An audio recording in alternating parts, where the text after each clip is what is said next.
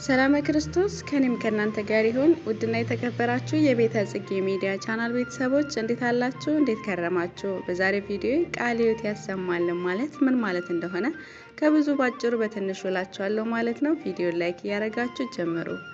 ለመሆኑ ቃለ ሕይወት ያሰማልን ማለት ምን ማለት ነው?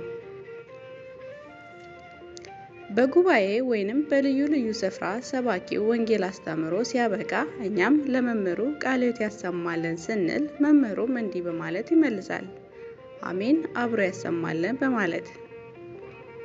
ይህንን ምርቃት የምናስተላልፈው በአብዛኛው የእግዚአብሔርን ቃል ላስተማረን መምህር ወይንም ማንኛውንም ቃለ እግዚአብሔር ላስተማረን ወይንም ላካፈለን ሰው ሊሆን ይችላል።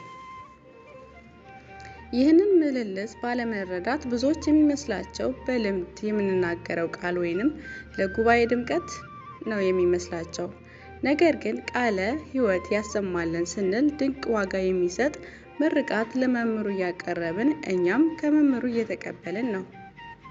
ቃለ ሕይወት ያሰማልን የሚለው ምርቃት በእኛ በኢትዮጵያ ኦርቶዶክስ ተዋሕዶ ምዕመናን ዘንድ ከተለመዱት ምርቃቶች መካከል አንዱ ነው። ለመሆኑ ቃለ ሕይወት ምንድን ነው? ቃለ ሕይወት ያሰማልን ስንልስ ምን ማለታችን ነው? ቃለ ሕይወት ማለት በአማርኛ የሕይወት ቃል ማለት ነው።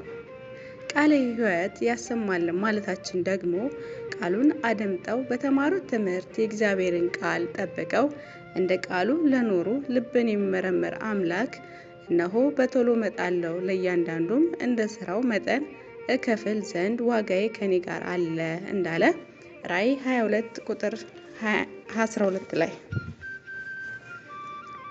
የሰው ልጅ በክብር መለኮቱ ተገልጦ በሚመጣበት ጊዜ የማቴዎስ ወንጌል ምዕራፍ 25 ቁጥር 31 ላይ በጎቹን ከፍየሎቹ በሚለይበት ጊዜ ጻድቃንን በቀኙ ኃጥአንንም በግራው አቁሞ ሲፈርድ በግራ የቆሙትን የሚደርስባቸውና የሚሰሙትን የወቀሳ ቃል ሳይሆን በቀኝ የቆሙትን የሚሰሙትን የማቴዎስ ወንጌል ምዕራፍ 25 ቁጥር 34 ላይ እንዳለ ኑ እናንተ የአባቴ ብሩካን ኑ ዓለም ከተፈጠረበት ጊዜ ጀምሮ የተዘጋጀላችሁን መንግስት ውረሱ ብሎ ጌታ የሚፈርድ ፍርድ የሕይወት ቃል ይባላልና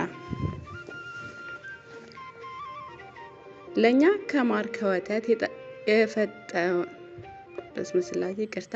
ከማር ከወተት የፈጠነውን ቃል እግዚአብሔር እንዳሰማህን አንተም በስራ ገልጠኸው ጌታ ለፍርድ ሲመጣ የተወደደ ዘላለማዊ የሚሰጥ ቃል ያሰማ ከቀኙ የሚቆሙትን ቅዱሳን ይደመረ ማለታችን ነው።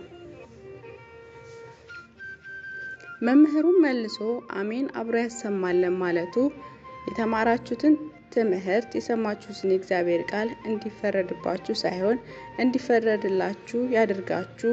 የተማራችሁትን በስራ ገልጣችሁ ተርቤ አበልታችሁኛልን ብሎ ለድህነ ለሕይወት ይሁናችሁ ሲለን ነው። አንድም እኔ አስተምሬ እናንተም ተምራችሁ ተስፋ የምናደርጋትን መንግስተ ሰማያት አብረን ለመውረስ ያብቃን ሲለን ነው። ስለዚህ ሁሉ ጊዜ ቃለ ሕይወት የሆነውን የእግዚአብሔርን ቃል የሰሙን ቃለ ሕይወት ያሰማልን በማለታችን በምላሹ የሚገኘው በረከት ለእኛም እንውሰድ። ወስብሐት ለእግዚአብሔር ወለወላዲቱ ድንግል ወለመስቀሉ ክቡር። ይቆየን።